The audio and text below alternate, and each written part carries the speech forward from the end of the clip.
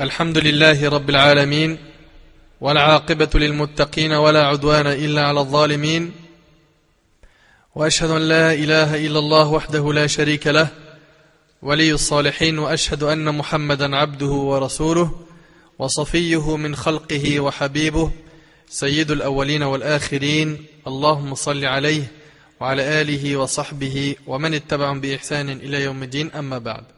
Mes frères et sœurs, on continue toujours notre série sur les mères des croyants, à savoir les épouses du prophète sallallahu alayhi wa sallam. Et aujourd'hui nous avons rendez-vous avec la deuxième épouse de notre bien-aimé sallallahu alayhi wa sallam. Il s'agit de la seconde épouse du prophète alayhi salatu wa sallam, après notre mère Khadija bint Khuwaylid radiyallahu anha, qui a été elle la première épouse du prophète alayhi salatu wa sallam.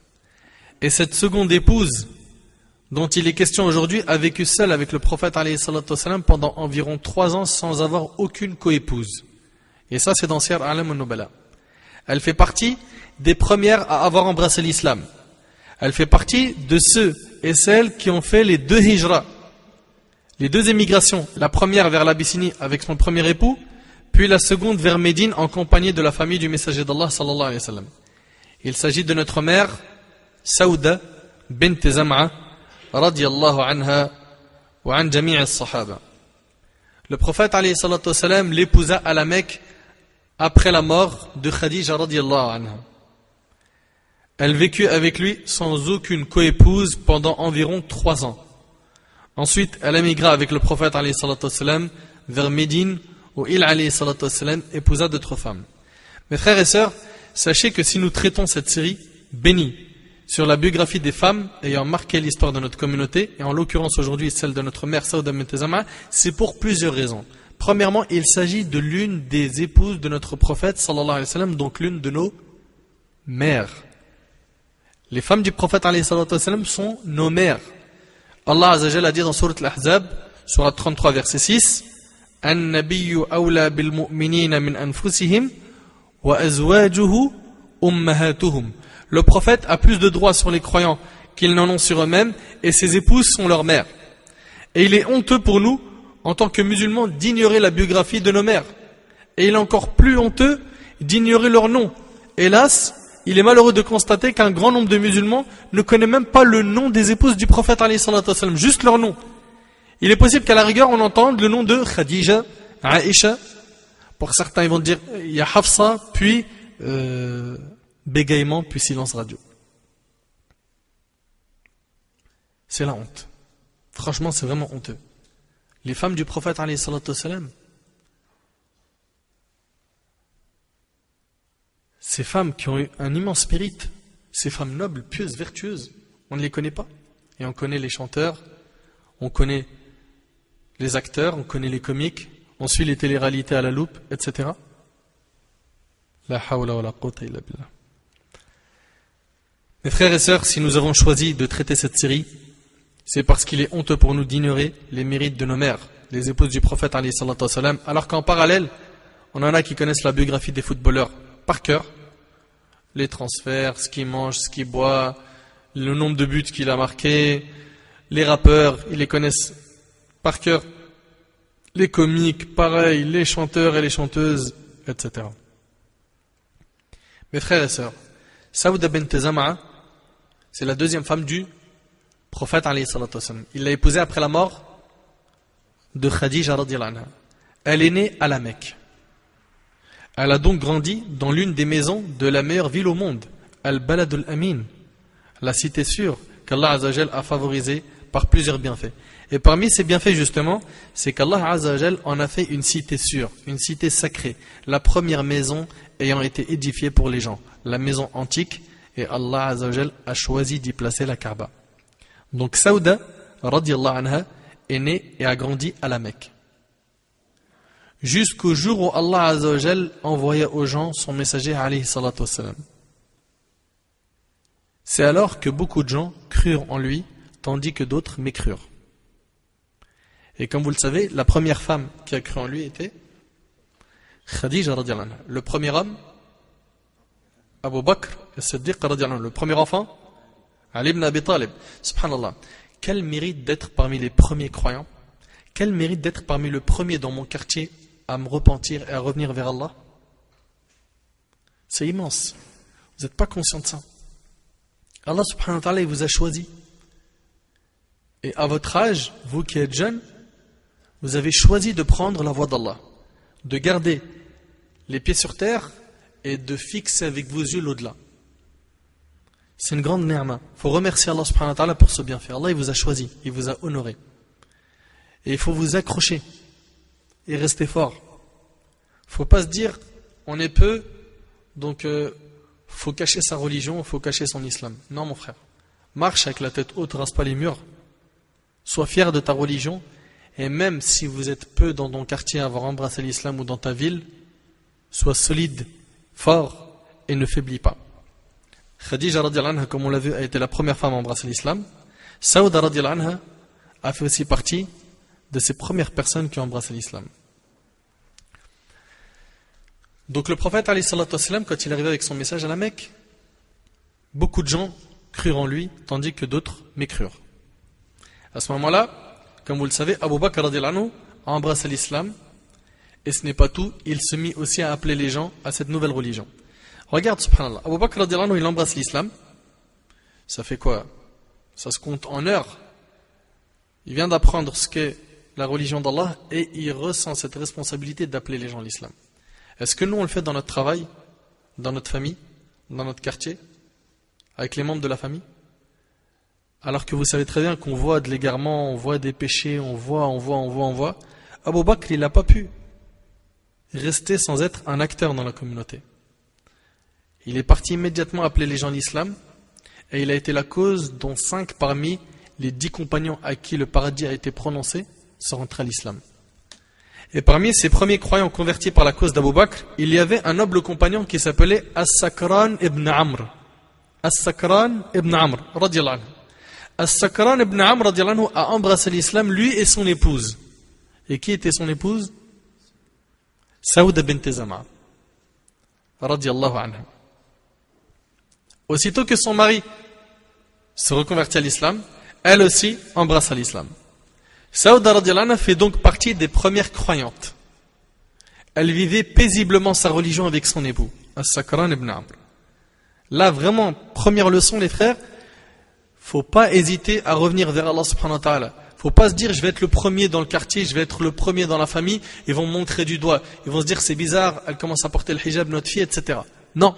Faites comme ont fait les compagnons, radiallahu anhu. Ils ont été les premiers. Et tu as un grand mérite d'être parmi les premiers. Pourquoi? Parce que les gens, si tu te comportes bien, ils voudront être comme toi. Moi, je me rappelle, je vous parle de ça sans vraiment aucune prétention et sans vous dire que c'est un exemple ou quelque chose. Ma petite sœur, quand elle avait 12 ans, elle a vu ses grandes sœurs porter le voile. Et dans mon quartier, c'était rare. Et au collège, donc 12 ans, je sais pas, on est en quelle classe? 5e, un truc comme ça. Allah yabarak, mashallah. On reconnaît les 5e. Donc ma petite sœur, quand elle est rentrée au collège, les filles l'ont vue avec le hijab, et une semaine après, 5 parmi les filles ont porté le hijab. En fait, le plus dur, c'est le premier qui fait le premier pas. Le plus dur, il est dans le premier pas. Tu fais le premier pas, t'es une da'wa silencieuse. T'invites à l'islam sans parler. T'as porté la barbe pour le frère, t'as porté le qamis, et attention, je dis pas que ça c'est la fin de la religion, parce qu'il y a beaucoup de frères qui ont la barbe et le qamis et qui croient que l'histoire elle est bouclée. Ça y est, c'est un compagnon. Alors que tu regardes son comportement, mon frère, il fait des kaba'ir, il fait des grands péchés.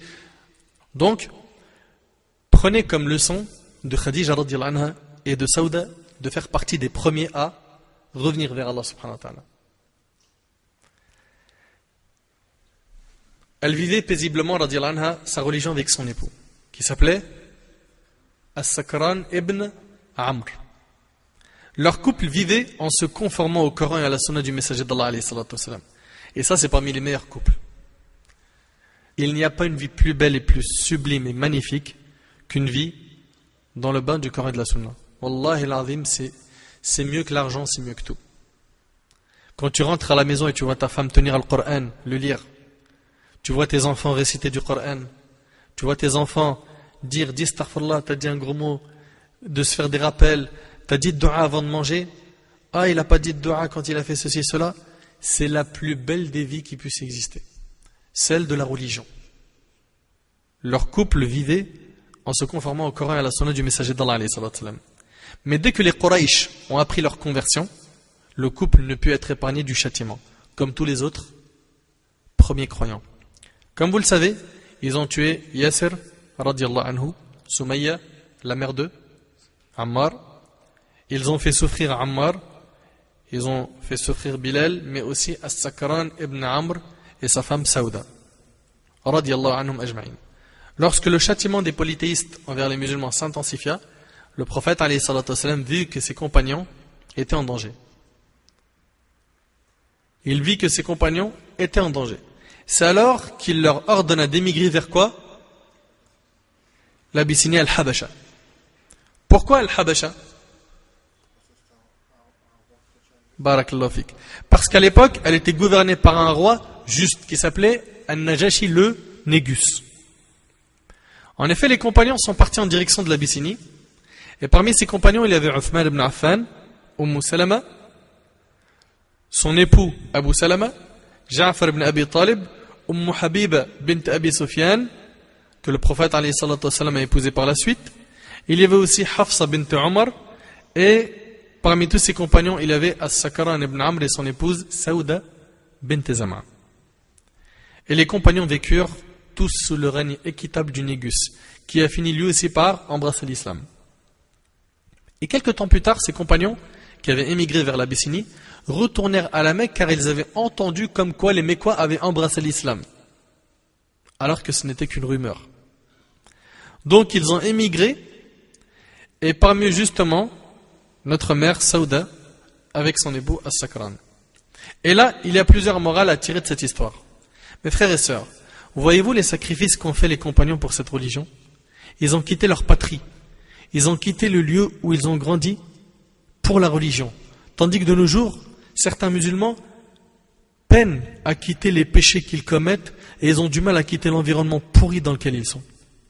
Eux, sahaba radiyallahu anhum, pour que ce message nous parvienne aujourd'hui, ils ont sacrifié.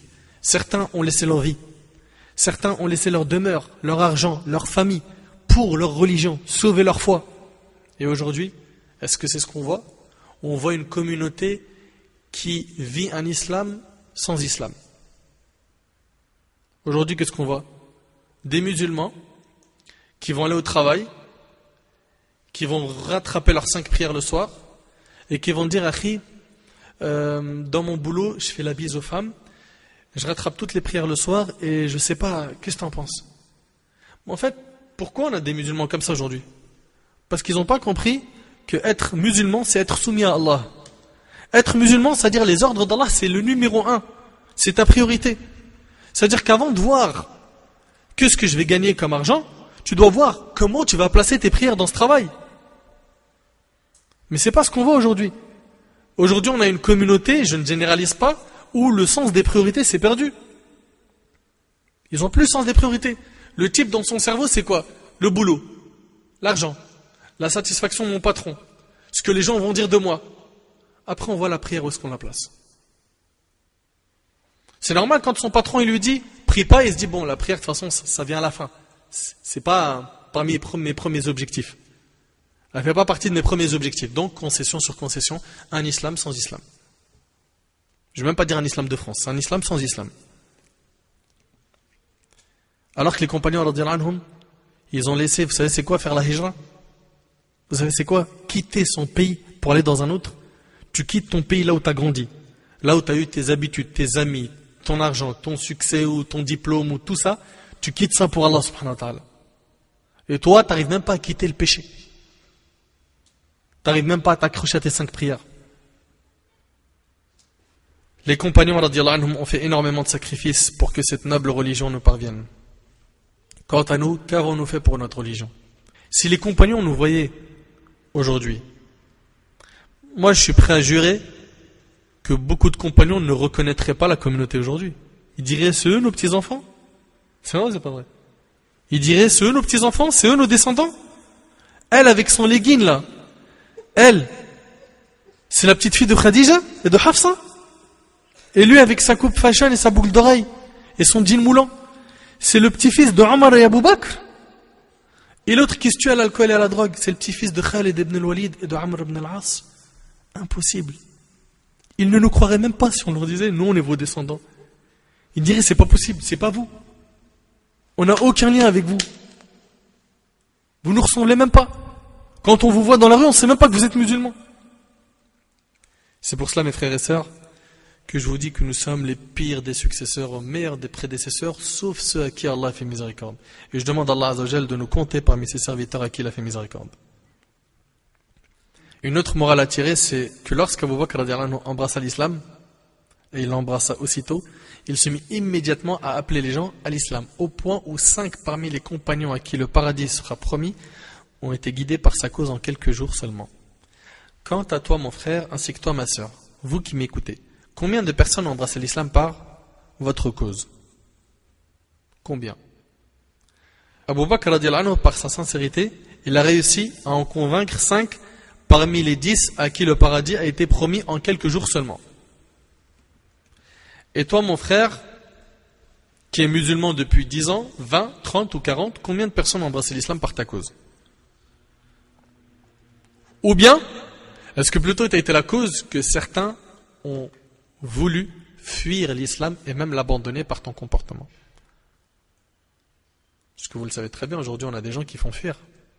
Tu rentres dans certaines mosquées, tu vois des comportements, tu te dis, je rentre plus dans la mosquée. Je fréquente plus les frères.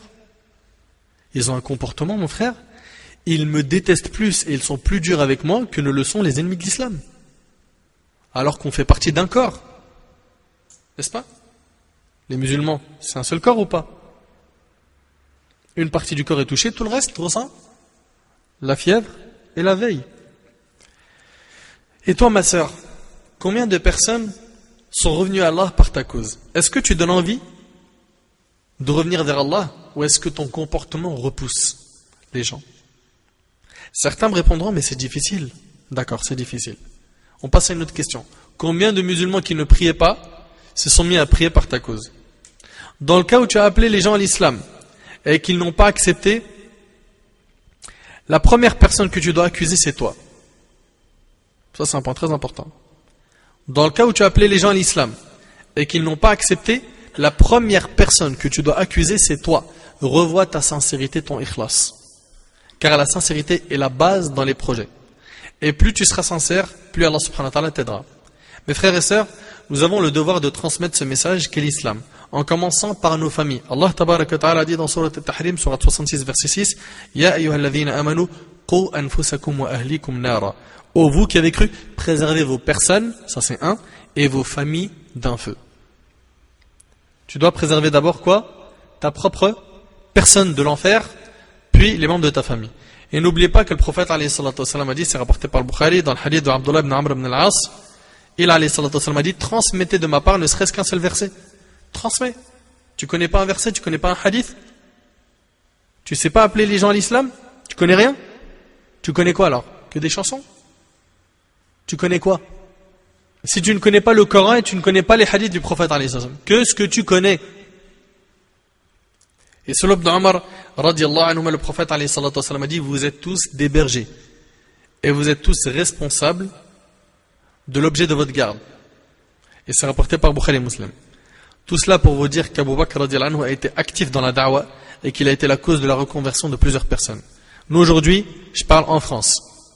Nos familles, illa man rahim Allah, il n'y a pas de da'wah. On les invite, je ne vais pas dire pas, on va dire peu, pour être gentil. Peu à l'islam. Les voisins, dans le même sac. Les gens qui nous fréquentent dans le travail et à l'école, ils n'entendent pas parler d'islam. Et on a honte d'en parler. On a honte. On se sent inférieur. Alors que, subhanallah, tu es la personne la plus noble par ton islam. Si tu as une chose qui a réellement de la valeur dans ta vie, c'est l'islam. Et ça, on ne le met pas en avant. Les non-musulmans, ils n'entendent pas parler de l'islam par nous. Mais par qui? Par BFM, TF1, M6, la radio, etc. Donc là, on voit vraiment que le constat au niveau de la da'wah, il y a Il y a beaucoup à faire. Faut qu'on se réveille. Faut qu'on se réveille et qu'on invite les gens à l'islam. Abu Bakr radiyallahu anhu, il a été actif direct. Appelez donc à Allah en offrant des livres, des CD ou en partageant des liens de sites, de conférences et de cours de sciences islamiques. Amenez les gens à la mosquée, motivez les gens à faire la prière. Soyez utile, faites quelque chose. Une personne qui ne prie pas, commence déjà par le rapprocher. Ramène-le à la mosquée pour qu'il prie. Dis-lui, viens, on prie à la mosquée. Il sait au fond de lui que la prière, c'est quelque chose de solide. Et il n'arrive pas parce qu'il a plein de péchés, mais généralement, les musulmans, ils savent que la prière, c'est quelque chose de costaud. Il peut te renier beaucoup de choses, mais la prière, ça reste une base. Donc, travaillez sur ça, les frères, ainsi que vous, mes sœurs. Et n'oubliez pas, mes frères et sœurs, qu'Allah Azza wa Jal ne nous jugera pas sur le résultat, mais sur nos efforts et surtout sur notre sincérité. Mes frères et sœurs, après son retour d'Abyssinie, Saouda bint Zam'a, radiyallahu anha, vécut avec son époux As-Sakran ibn Amr, ou à la Mecque, jusqu'à ce que le messager d'Allah alayhi salatu wassalam ordonne à ses compagnons d'émigrer vers Médine. Puis ils se mirent effectivement à partir. Alors que Saouda radiyallahu anha se préparait elle aussi à partir, elle fut touchée par une des plus grandes épreuves qui peut toucher une épouse. La mort de son époux As-Sakran ibn Amr, radiyallahu anhu. Cette épreuve attrista énormément Saouda, qui s'est retrouvée seule, mais elle patienta en espérant la récompense. Et ce qui l'a consolée, c'est que son époux est mort musulman, et le prophète alayhi salatu wassalam était satisfait de lui. Lorsqu'on perd un proche, certes on est triste, mais si ce proche était quelqu'un de pieux, qui priait à la mosquée, qui faisait des aumônes, qui se comportait bien avec les gens, qui avait une langue douce, etc., eh bien ça nous console. Pourquoi ? Parce qu'on espère que par cela, Allah Azza wa Jal lui fera miséricorde et lui accordera son paradis. Une fois que cette épreuve fut passée, Saouda radiyallahu anha émigra vers Médine en compagnie de la famille du prophète alayhi salatu wassalam. Puis Allah tabaraka wa ta'ala a accordé à Saouda un cadeau immense. Ce cadeau, elle ne se l'était pas imaginé une seule seconde. Et telle est la générosité d'Allah. Mon frère, toi qui es touché d'une épreuve, ma sœur, toi qui as traversé une période difficile, sache que si tu patientes, Allah te réserve une récompense que tu ne t'imagines même pas, puisqu'Allah tabaraka wa ta'ala est le généreux Al-Karim, subhanahu wa ta'ala. Allah Azza wa Jalla dit, dans Surat Al-Baqarah, Surat 2, versets 155 à 157, وَلَنَبْلُوَنَّكُمْ بِشَيْءٍ مِّنَ الْخَوْفِ وَالْجُوعِ وَنَقْصٍ مِّنَ الْأَمْوَالِ وَالْأَنفُسِ وَالثَّمَرَاتِ وَبَشِّرِ الصَّابِرِينَ وَبَشِّرِ الصَّابِرِينَ الَّذِينَ إِذَا أَصَابَتْهُمْ مُصِيبَةٌ قَالُوا إِنَّا لِلَّهِ وَإِنَّا إِلَيْهِ راجعون أولئك عليهم صلوات من ربهم ورحمة وأولئك هم المهتدون. Allah Azza wa Jal dit, très certainement, nous vous éprouverons par un peu de peur, de faim et de diminution de biens, de personnes et de fruits. Donc Allah il va nous éprouver par la peur, la faim, la diminution des biens, donc la pauvreté, la diminution des personnes, donc la mort de certains, et de fruits. Et fait la bonne annonce aux endurants, qui disent quand un malheur les atteint, quoi ? Inna lillah wa inna ilayhi raji'un. Dès que tu as un malheur, une épreuve, tu dis ça. Certes, nous appartenons à Allah et c'est à lui que nous retournerons. Ceux-là, ceux qui disent ça, reçoivent des bénédictions de leur Seigneur ainsi que la miséricorde, et ceux-là sont les bien guidés. Ce cadeau qu'a reçu Saouda, c'est que le prophète alayhi salatu wassalam, et vous savez c'est qui le prophète alayhi salatu wassalam, la plus noble des créatures qu'Allah subhanahu wa ta'ala a créé. Ce cadeau qu'a reçu Saouda, c'est que le prophète alayhi salatu wassalam la demanda en mariage. Comme nous l'avons vu lors de la conférence précédente sur la biographie de notre mère Khadija radiyallahu anha, le prophète alayhi salatu wassalam est resté marié avec Khadija tout au long de la période qu'il a vécue à la Mecque. Et d'ailleurs, elle est la seule parmi ses épouses qui est enterrée à la Mecque. Parmi les épouses du prophète sallam. Les autres, elles sont enterrées à Médine. Après sa mort, la mort de Khadija, le prophète alayhi salatu wassalam fut très triste pour elle. À l'issue de cette année, l'une des femmes nobles, qui s'appelle Khawla bint Hakim radiyallahu anha, la femme de Uthman ibn Mad'oun radiyallahu anhu, souhaitait consoler le prophète alayhi salatu wassalam pour la mort de Khadija. Parce qu'elle le voyait très triste à cause de cette séparation. Et tous les compagnons étaient ainsi. Ils faisaient tout pour essayer de rendre heureux le messager d'Allah alayhi salatu wassalam. Cette femme, Khawla, quand elle a vu la tristesse du prophète sallam par le décès de Khadija, elle alla donc le voir et lui dit: ô messager d'Allah, ne veux-tu pas te marier? À cette époque-là, le prophète sallam était âgé environ de 50 ans. Il sallam lui répondit: et avec qui? Elle lui dit: est-ce que tu veux une femme vierge ou une femme qui est déjà mariée? Le prophète sallam lui demanda: qui est la vierge? Elle lui répondit: la fille de ta personne préférée. La fille de qui? D'Abu Bakr, qui s'appelait Aïcha radhiyallahu anha. Le prophète sallam demanda alors à Khawla: et qui est celle qui était déjà mariée?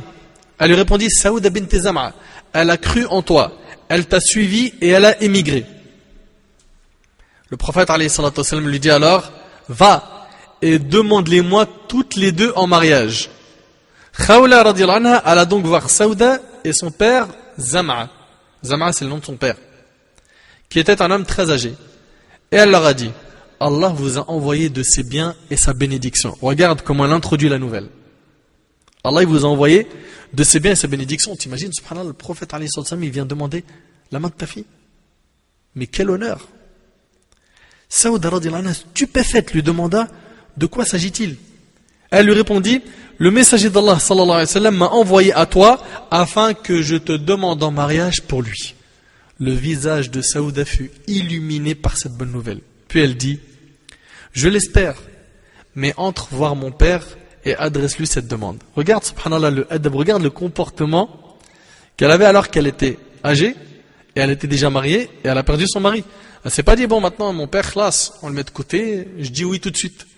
Elle a dit: va voir mon père et adresse-lui cette demande.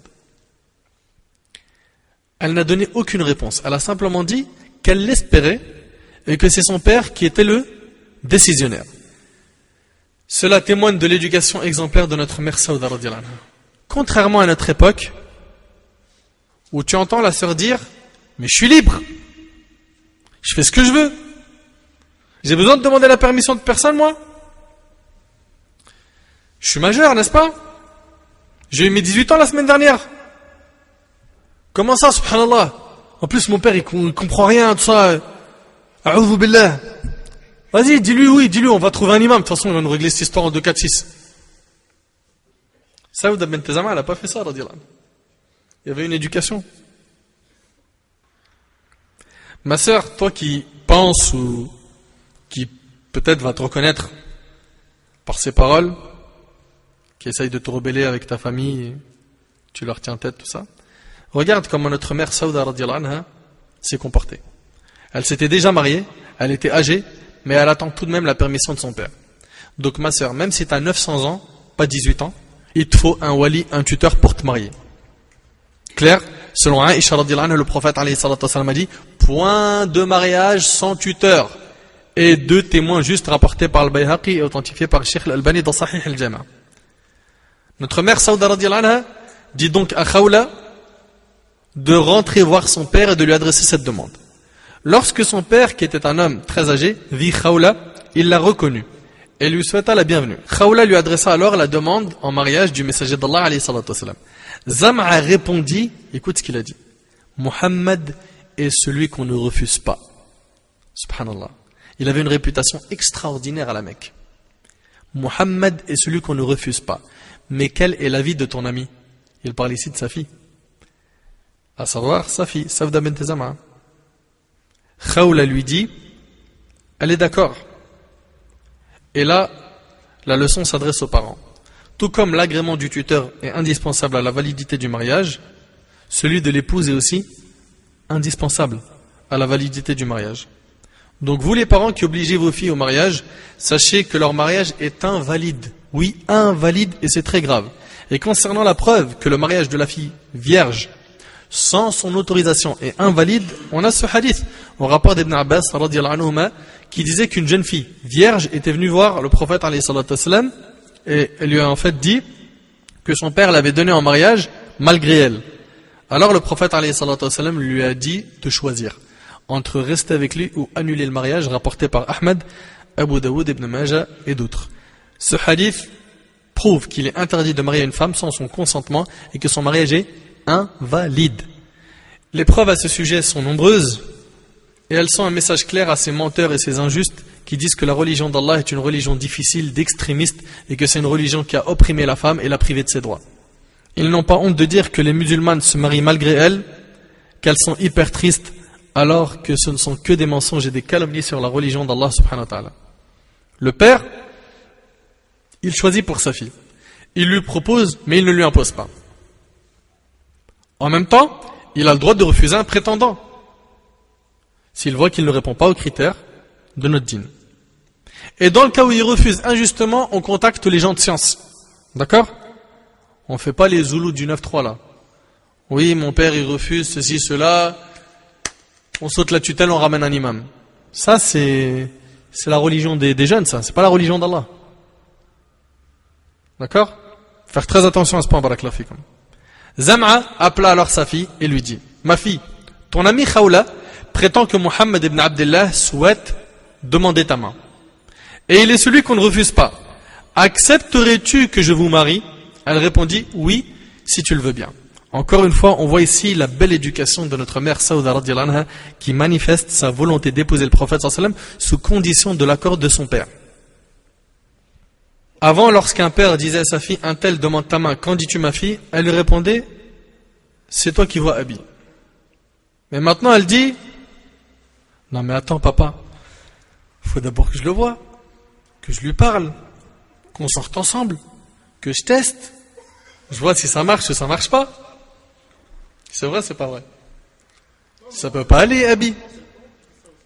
Ouais, et des fois c'est les parents, ils disent à la fille: Benti, va, tiens, prends 50 €, paye-lui un agendaz, analyse la situation, dis-moi ce que ça donne. Je compte sur toi, tu me fais un vrai bilan, tu m'écris tout, hein. Noir sur blanc, hein. Je te fais confiance, hein, ma fille. Hein. Ok, rentre pas trop tard, hein, 21h maxi. C'est les papas dits light. C'est même plus du light, mon frère. D'accord? Donc, aujourd'hui, malheureusement, c'est pas ça. C'est, à l'époque, c'était ce que tu vois, Abi. Père, tu vois que c'est quelqu'un de bonne éducation, ben, khlas. Je m'assois, je fais connaissance avec lui, avec les maharem, on dialogue. Non! Attends, papa, d'abord, je sors avec lui, et je vois son style, comment il marche, est-ce qu'il est marrant ou pas, il a du pognon, il en a pas, est-ce qu'il est beau, est-ce qu'il s'habille bien, est-ce qu'il a une belle voiture, et blablabla. Cette sœur, elle se croit au supermarché, miskina. Ma sœur, c'est un homme que tu cherches ou un sac à main que tu veux montrer aux gens? Un homme ne se caractérise pas par ce genre de critères. L'homme se caractérise par sa personnalité, par son comportement, par sa bienfaisance envers ses parents, les gens, par sa bravoure, par sa générosité, mais surtout par son dîn, sa piété. Tels sont les vrais hommes. Tels sont les vrais hommes. Zam'a demanda alors à Khawla radhiyallahu anha de demander au prophète alayhi salatu wassalam de venir les voir. Encore une fois, à travers cela, Zam'a voulait honorer sa fille. Il n'est pas parti lui avec sa fille vers le prophète sallam, il a demandé à Khawla de dire au prophète sallam de venir les voir. Et le prophète alayhi salatu wassalam va les voir et établit son contrat de mariage avec Saouda pour une dot de 400 dirhams et il alayhi salatu wassalam l'épousa. Saouda bint Zam'a vécut dans la maison du messager d'Allah alayhi salatu wassalam, en compagnie du meilleur et du plus bienfaisant des époux. T'arrives à imaginer la femme du prophète alayhi salatu wassalam, ce qu'elle a vécu comme bonheur? Elle vécut avec le prophète alayhi salatu wassalam seule, sans aucune coépouse pendant environ 3 ans, jusqu'à ce que le prophète alayhi salatu wassalam épouse Aïcha radhiyallahu anha à Médine. Vous imaginez 3 années complètes à côtoyer le prophète alayhi salatu wassalam seul, à vivre exclusivement à ses côtés, à manger, à boire, à dormir et à partager tout avec lui alayhi salatu wassalam. Chacun de nous aimerait voir le prophète alayhi salatu wassalam ne serait-ce qu'une seule fois en rêve. Car comme vous le savez, celui qui le voit alayhi salatu wassalam en rêve l'a réellement vu. Selon Abu Hurayra radhiyallahu anhu, le prophète alayhi salatu wassalam a dit: celui qui me voit en rêve me verra dans la réalité, ou c'est comme s'il m'avait vu dans la réalité, car le diable ne prend jamais mon apparence, rapporté par Bukhari Muslim. Si tu vois le prophète alayhi salatu wassalam en rêve, c'est que tu l'as réellement vu. En vrai. Car le diable ne peut pas prendre son apparence. Mais là, il y a quand même une parenthèse importante à faire. Il faut connaître quand même la description du prophète alayhi salatu wassalam pour pouvoir confirmer que c'est bien lui. Parce que combien de fois on voit des gens: j'ai vu le prophète alayhi salatu wassalam en rêve, je suis trop content, décris-le nous. Il était noir et grand. Donc, il était noir et grand. Le prophète alayhi salam, il était de taille moyenne, il était blanc de peau, il avait les cheveux longs comme vous le savez. Hein. Ses dents étaient blanches et quand on voyait son sourire, on dirait qu'on voyait la lune, n'est-ce pas? Il avait un air ici qui apparaissait bien quand il se mettait en colère.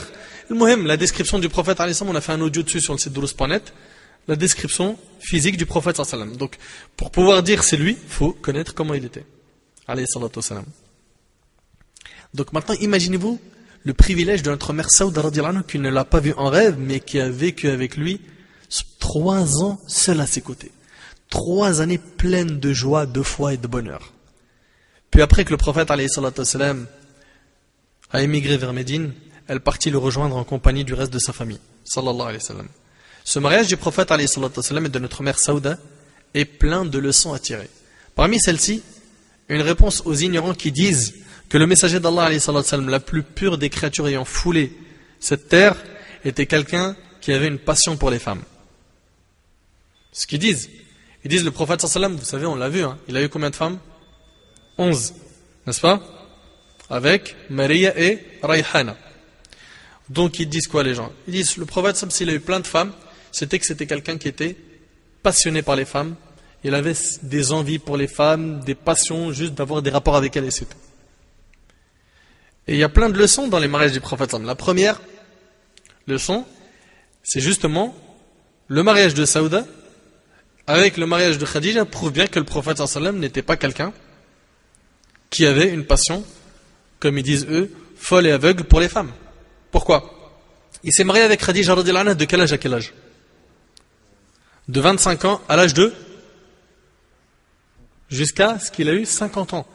Pendant ces 25 ans, regarde bien, de 25 ans à 50 ans, le prophète sallallahu alayhi wa sallam, il a eu qu'une seule femme. Une seule. Qui était Khadija. Et tu es d'accord avec moi que si quelqu'un, il est, comme ils le prétendent, assoiffé de femmes, là où il voudra en avoir le plus, c'est bien dans cet âge-là, de 25 à 50. Il ne va pas attendre 50 ans pour avoir d'autres femmes. N'est-ce pas? Puis après la mort de Khadija radhiyallahu anha, il se marie avec une femme qui était déjà mariée et qui a des enfants. Si vraiment c'était quelqu'un qui recherchait la passion des femmes, il aurait pris une jeune fille vierge. N'est-ce pas? Et de ces 11 femmes, il y en a combien de vierges? Une seule, c'est Aïcha radhiyallahu anha. Et tous ces mariages avaient un objectif. Et il suffit de savoir que le plus grand bienfait de ces nombreux mariages avec ces différentes femmes a été que plus d'une femme a pu enseigner la sunna du prophète sallallahu alayhi wa sallam. Il y avait beaucoup de femmes qui venaient questionner, et le fait qu'il alayhi salatu wassalam a regroupé entre plusieurs femmes et qu'il leur a appris la science religieuse, ça c'était déjà parmi les plus grands bienfaits de tous ces mariages. Sans compter que, comme vous le savez, chaque mariage il avait une cause. Rapprochement d'une tribu, soulager la tristesse de certaines d'entre elles, etc., etc. Donc on s'adresse à ces ignorants qui disent que le prophète sallallahu alayhi wa sallam était quelqu'un qui avait cette passion aveugle pour les femmes, en leur disant réfléchissez un peu. Réfléchissez. Donc on a dit que Saouda radhiyallahu anha émigra vers Médine, où elle alla rejoindre le prophète alayhi salatu wassalam. Là-bas, il alayhi salatu wassalam épousera Aïcha, puis Hafsa, Zainab, Salama, et l'exclusivité de notre mère Saouda prit fin lors de son émigration vers Médine. Et malgré cela, elle n'éprouvait aucune rancœur envers ses coépouses et n'a jamais vu que le prophète alayhi salatu wassalam était injuste envers elle une seule fois comparé à ses coépouses. Jamais. Au contraire, toutes ses épouses étaient satisfaites et heureuses de son équité alayhi salatu wassalam. Mes frères et sœurs, comme vous le savez, le messager d'Allah alayhi salatu wassalam n'était pas quelqu'un de compliqué, bien au contraire. Il était quelqu'un de simple, de bienfaisant envers les gens, et encore plus envers ses épouses. Radiyallahu anhun. Aïcha radiyallahu anha rapporte qu'elle a apporté un plat au prophète sallallahu alayhi wa sallam et Saouda était présente. Elle dit que le prophète sallallahu alayhi wa sallam était entre elle et Saouda. Donc Aïcha se retrouve entre qui? Entre le prophète alayhi sallam et Saouda qui est de l'autre côté. Puis Aïcha radhiyallahu anha dit à Saouda, mange Saouda, mange de ce que j'ai préparé comme plat. Ou sinon je mets le plat dans ton visage. Tu imagines? Et le prophète alayhi sallam il assiste à ça. Et là tu vois le côté subhanallah naturel du prophète sallam qui était un mari ouvert, simple, facile. Saouda refusa de manger. Suite à quoi Aïcha a pris le plat et l'a mis au visage. Le prophète sallallahu alayhi wa sallam, en voyant cela, il a souri. Et il dit à Saouda, fais-lui la même chose. Prends du plat et jette-le au visage. Et c'est ce que Saouda fit, puis le prophète sallallahu alayhi wa sallam se mit à rire. Et le hadith il est rapporté par Ahmed, il est authentique. On voit ici que le prophète sallallahu alayhi wa sallam riait avec ses femmes. Et qu'il arrivait à trouver un moment de détente avec ses épouses, radiyallahu anhun. Aujourd'hui, est-ce qu'on fait ça nous avec nos épouses? Je parle pas de jeter un plat dans le visage. Hein. Je parle de est-ce qu'on arrive à s'asseoir avec elles et à rire avec elles et à passer un bon moment avec elles? Est-ce qu'elle nous sent agréable quand on est auprès d'elle ou elle dit franchement qu'est-ce que j'aimerais qu'il retourne au travail? C'est un poison à la maison mon mari. Parce que malheureusement, on entend ça de beaucoup de sœurs. Le prophète alayhi salam riait avec ses femmes. Un jour, elle dit au prophète alayhi salam, et ça c'est dans At-Tabaqatul Kubra, elle dit, radiyallahu anha, j'ai prié derrière toi cette nuit. C'est Saouda qui dit au prophète sallallahu alayhi wa sallam, j'ai prié derrière toi cette nuit, tu es resté incliné si longtemps que j'ai bouché mon nez de peur qu'il ne saigne. Imagine le prophète sallallahu alayhi wa sallam, il est tellement resté incliné qu'elle a bouché son nez de peur qu'il ne saigne. Elle arrivait à trouver des mots pour faire rire le prophète sallallahu alayhi wa sallam. Le prophète sallallahu alayhi wa sallam en rit, et en fait, elle lui a dit cela pour le faire rire. Radiyallahu anha. Mes frères et sœurs, notre mère Saouda était très généreuse. Il y a une différence entre la générosité et l'altruisme. Al-Karam et Al-Ithar.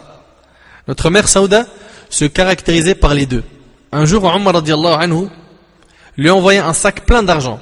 Elle le distribua entièrement fi sabilillah sans en prendre un seul dirham. Ça, c'est sa générosité. Quant à l'altruisme, c'est quoi l'altruisme? C'est que tu nourrisses les autres alors que tu as faim, que tu donnes à boire aux autres alors que tu as soif. Écoute avec moi l'altruisme de notre mère Saouda radiyallahu anha. Aïcha radiyallahu anha nous rapporte, le hadith il est dans Sahih Muslim. Aïcha nous rapporte, lorsque Saouda eut atteint un certain âge, elle m'a cédé sa nuit avec l'envoyé d'Allah alayhi salatu wasalam. Tu sais, le prophète alayhi salatu wasalam, il avait réservé à chaque femme une nuit. Il était équitable alayhi salatu wasalam.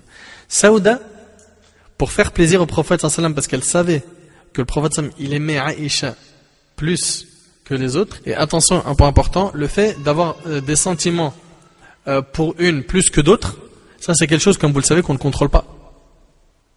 D'accord? L'équité, la justice envers l'argent, ce qu'on achète, ce qu'on distribue, ce qu'on réserve comme droit en temps et en heure, etc., c'est une chose. Mais le cœur, quelqu'un qui est marié avec plusieurs femmes, il peut avoir un penchant, et ça on ne peut pas le blâmer, un penchant pour une plus que pour l'autre. Après, ce qu'il faut, c'est qu'il ne soit pas injuste et qu'il rende une jalouse de l'autre. Et le prophète alayhi salatu wasallam, comme Aïcha, c'était celle qu'il aimait le plus parmi ses épouses. Saouda, elle lui a cédé sa nuit pour qu'elle aille dormir à qui? Avec Aïcha radiyallahu anha. Et ça c'est immense. Mettez-vous à la place d'une femme qui fait ça. Nos sœurs qui écoutent là. Nos sœurs qui écoutent. C'est dur ou c'est pas dur? Hein? Saouda radiyallahu anha avait fait don de son jour à Aïcha radiyallahu anha pour se rendre agréable au prophète sallallahu alayhi wa sallam. C'est immense ce qu'elle a fait. Elle a laissé sa nuit à sa coépouse afin de rendre heureux notre bien-aimé alayhi salatu wasallam. Ainsi Aïcha radiyallahu anha a dit à son sujet, et regarde ce que Aïcha radiyallahu anha a dit. Je n'ai guère connu de femme à laquelle j'aurais aimé ressembler autant que Saouda, rapporté par Muslim. C'est immense quand même. Elle dit, je n'ai guère connu de femme à laquelle j'aurais aimé ressembler autant que Saouda. Allahu Akbar. C'est Aïcha radiyallahu anha qui dit ça. Mes frères et sœurs, notre mère Saouda radiyallahu anha vécut paisiblement aux côtés du prophète alayhi salatu wasallam jusqu'à sa mort, et elle fut très triste pour lui, sallallahu alayhi wa sallam, mais sa consolation était que le messager d'Allah alayhi salatu wasallam est mort en étant satisfait d'elle. Suite à cela, elle patienta, et elle était une adoratrice pieuse jusqu'à sa mort. Saouda radiyallahu anha quitta ce monde vers la fin du califat de Omar radiyallahu anhu, et elle fut enterrée au cimetière du Baqi' à Médine. Qu'Allah azza wa jal agrée notre mère Saouda radiyallahu anha et la récompense de la meilleure des manières, et qu'Allah subhanahu wa ta'ala nous rassemble auprès d'elle aux côtés du messager d'Allah alayhi salatu wasalam, bien que nos œuvres soient insuffisantes. As'Allah subhanahu wa ta'ala an yanfa'ani bima qultu wa yanfa'akum bima sami'tum. Hadha ma a'lam wallahu azza wa jal a'la wa a'lam. Subhanaka Allahumma bihamdik, ashhadu an la ilaha illa anta astaghfiruka wa atubu ilayk. Jazakumullahu khair, wassalamu alaykum wa rahmatullahi wa barakatuh.